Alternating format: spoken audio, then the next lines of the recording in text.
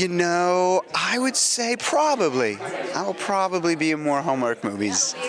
Oh, good. Yeah, they're always like, I've found a couple that I've done that have been really special and kind of elevated and they're all wonderful, but there are some that just kind of stand apart, and I've been drawn to a couple of those. But the spirit of them is so wonderful, and so, yeah, I would love to do more. Stop snooping around. Look at this. Come here, it's Mom. What?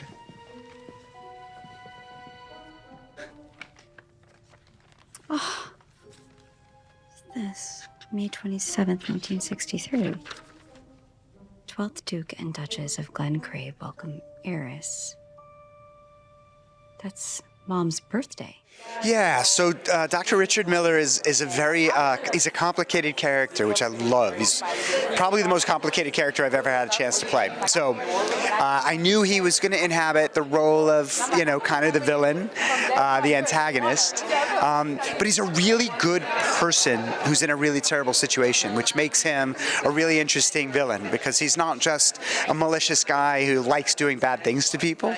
He's a great human being and a great doctor who made a mistake, and by trying to protect himself from that mistake, he's caused all kinds of problems and had to betray himself and betray other people. And, I think we're seeing, a villain who never in a million years would have ever thought they would have become a villain.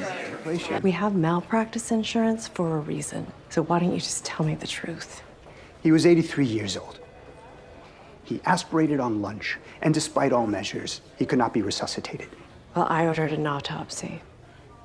If you're lying, you're done here. Oh boy. If I could give Dr. Miller my advice, it would be come clean. The cover-up is worse than the crime. Trust your true nature, which is good. You don't have to become something you're not to protect yourself. And in the fog of the war in his mind, he's lost to that, so I'd like to clear some of his fog.